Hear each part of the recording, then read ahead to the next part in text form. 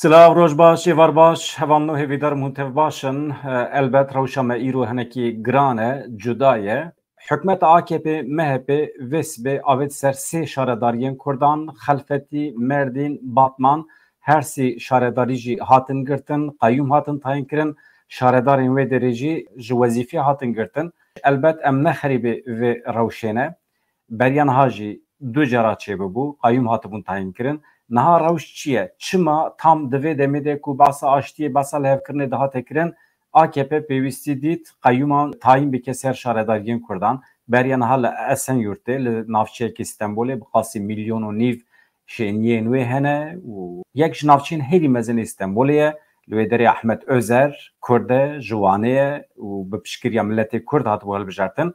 Pêşî AKP ji wê derê dest pê kir, paşê berê xwe da Kurdistanê. Xuya ye ew ê vê dagirkeriya xwe berfiretir bike. Daxuyaniyê kecekî ez ji we re bixwînim hevanno. Daxuyaniyê hevserokatiya Konseya Revebera kecekî bi vî rengî ye. Vê sibê desthilatariya AKP, MHP ya faşîst qayyum tayinê şaredariyên Eleh, Merdin û Xelfetiyê kir. Carekê din îradeya gel desteser kir. İradeya gelê Kurd îpotek kiriye. Di qonaqekê ku li Tirkiye çareserî pêvajiyekê nû tê nîqaş kirin, car din desteserkirina îradeya gel nîşan daye, di rastiyê de tune niyeta çareseriyê tune ye. Tam berovajî zihniyet siyaseta qirker dewam dike. Êdî bi eşkerê diyar bûye ku tiştên bi gotin têne gotin, bi pratikî têne kirin, berova jî hebûdine. Ev jî nîşan dide ku tiştên têne gotin bi temamî bi armanca xapandinê ye. Desthilatariya AKP, MHP ne xwedî niyetekî aştî, xuşk û biratî û çareseriyê ye. Ne jî planekî wî ye wiha heye. Tam berova jî xwedî zihniyet, xwedî siyaseteke ku aştî, xuşk û biratî û çareseriyê tune dike. Yek plana wî heye, ew jî plana têkbirinê, plana tasfiye û qirkirinê ye. Car din desteserkirina îradeya gelê Kurd, niyeta rast ya desthilatariya AKP, MHP plana wî deşifre kiriye. Lewma divê tu kes bawerî bi gotinên desthilatariya AKP, MHP neyîne. Di zihniyeta AKP, MHP de aştî, demokrasî, çareserkirina pirsgirêkan û naskirina îradeyê tune ye. Zihniyeta vê desthilatariyê bi temamî antîdemokratîk e. Nijadperest, faşîst, qirker, xespkar e. Hemî gotinê wî jî di çarçoveya şerê taybet tene, bi armanca xapandinê ye. Bi rêbazên şerê taybet hewl dide hişê civakê tek bibe, civakê bixapîne, civakê teslîm bigire. Gotinên ku ev demeke dibêjin jî bi vê armancê bûn. Divê gelê Kurd hemû rabe ser piyan. Xwedî li îradeya xwe derkeve. Divê bi tu away vê rewşê qebûl neke. Yekser nerazîbûna xwe nîşan bide. Divê heta desthilatarî bi paş ve gav navêje, şaredariyan şûn ve teslîm neke, îpoteka li ser îradeyê nê rakirin, şaredarî ji gel ra nê dayîn, divê gelê Kurd nesekine tim li ser piyan be. Yên ku têne kirin bi qasî ku xesp qirkirinê di heman demê de binpêkirineke demokrasî û hukûqê ye jî. Tekoşîna li hemberî van polîtîkayên antîdemokratîk, qirker û talanker sedemê serekeya demokrasiyê ye. Banga me ya ji bo gelê me ew e. Bila xwedî li rûmeta xwe derkevin. Bila xwedî li azadiya xwe, îradeya xwe derkevin. Divê gelê me heta ku ev xesp li holê rabe, çalakiyên xwe tim bidomîne. Em bang li civaka Tirkiye jî dikin.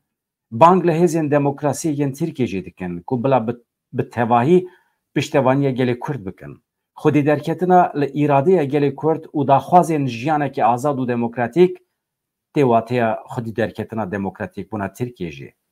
Her darbeya ku li îradeya gelê Kurd tê xistin tê wateya darbeya li dijî demokratîk bûna Tirkiye jî. Desteserkirina şaredariyên Merdînê, Batmanê, Xelfetiyê jî darbeyek e. Di heman demê de darbeyekê li dijî demokrasiya Tirkiyeyê ye. Darbeyekê li dijî pêkvejiyanê ye. Ev darbe di aynî demê de li demokrasiya li Tirkiye û îradeya jiyana bihevre jî ye. Eşkereyek û desthilatariya AKP, MHP ya faşîst wê nesekine. Hem li Kurdistanê hem jî li Tirkiye desteserkirina îradeya civakê wê dewam bike. Destpêkê şaredariya Esenyurtê, niha jî şaredariyên Merdîn, Batman û Xelfetiyê desteserkirin. Ev yek nîşan dide wê tim dewam bike di demên pêşme de ji ber vê jî. Divê gelê me li hember vê faşîzmê, li hember vê talan û desteserkirin û xirkirinê bi hev re li ber xwe bide. hatta ku irade hatiye de sesiri kirin ji şûn ve neyê bi dest xistin dibe gelê me tim di nava çalakiyan de be. Meha bi çend gotinan ez meselê ji wara şîrove bikim ji daxuyaniyê jî diyar dibe ku beriya me hekî dema ku Devlet Bahçeli bang li Kurdan kir ku werin teslîm bibin dev ji dawa xwe berdin. Aliyê Kurdan xwest fikra CHP jî bigire hemî rayedarên CHP erênî tevdigerin li hember daxwazên Kurdan, pêşniyazên Kurdan dixwazin bi Kurdan ra tifaqê çêbikin. Yek ji van karakterên ku bi Kurdan ra ketiye nava tekiliyê ka em çawa bikin, em çawa tifaqekî siyasî pêk bînin. Ahmet Özer din çarçoveya kanûnan de li ser navê CHP dibe ku bi Kurdan ra hevdîtin pêkanî be. AKP dît ku Kurd nayên xapandin, Kurd berê xwe nadin wî çi kir? Pêşî êrişê ser Rojavayê Kurdistanê kir bi zorê bi êrişan bi faşîzma xwest Kurdan bitirsîne û ber bê xwe ve bikişîne. Ama nebû. Kurdan serî netewand, Kurdan daxwazên AKP MHP red kir ji ber ku Kurd zanin AKP di îxtidarê de westiyaye, têk çûye, ketiye nava gelekî sûçan, di aboriyê de xwe îspat nekir, milletê xwe feqîr fuqare hêşt, aboriya Tirkiye ji şer re veqetand, êrişê ser Kurdan kir di 22 salan de. Piştî vê saetê îmkana ku milletê Kurd rabe cardin bi AKP re bikeve nava tifaqê tune ye. Ew derî hat girtin, ew dosya qapat bû. Şû ew AKP'ya ku Selhedîn Demirtaş, Figen Yüksekdağ û 30,000 hevalê wî ê ku ji dawa Kurd û Kurdistanê girtîne serbest ber nede, wana di zindanê de bihêle, Kurdên li derva îmkana ku bi vê desthilatariyê re li hev bikin tune ye. AKP ev fehm kir. AKP dema ku ev fehm kir, îdî got temam. Kurd nayên serxeta min. Kurd naxapin. Êdî tesellî AKP kir. Çi kir? Dîsa êrişê ser Rojavayê Kurdistanê.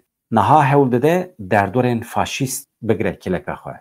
Di vê naberê de tekîliya CHP û Kurdan berdewam dike ka ew heta ku derê dişe. Di vê çarçovê de Özgür Özel, serokê CHP çû cem Selhedîn Demirtaş, Selçuk Mızraklı hevdîtinekî erênî pêk hat. Bi rayedarên Dem Partiyê re tekîliya CHP gelekî baş xuya dike. Yani di astiyekî hurmetê de ye qet nebe. Li hin deran wekî Esenyurtê ittifaqa wan bi ser ket. Hevan no. Tiştek ku ez dixwazim bibêjim, îdî ji vê saetê şûn ve dosyaya pêvajoya lehevkirinê, pêvajoya aştiyê ya di navbera AKP Kurdan de ji bîr bikin. Çû ew dewr derbas bû. Ji îro pêve êdî berê xwe bidin tifaqa Kurdan û CHP. CHP partiya yekem e. Eger bi fitne û fesadî, bi komployên nû, eger AKP CHP perçe neke baraya hin faşîstên di nava CHP'de bi vî şeklî cesareta ku niha çêbîye di nava CHP'de em binêrin, em hêvî dikin ku CHP qet nebe vî şansê ku Kurdan dayê ji dest nede. Ha, di demên pêş me de rojhilata navîn diguhere, şer û pevçûnên di navbera İsraîl û İranê de pêş dikevin, şert û şûr diguherin. Kurd li gorî şertên nû pozisyona xwe elbet diguherîn.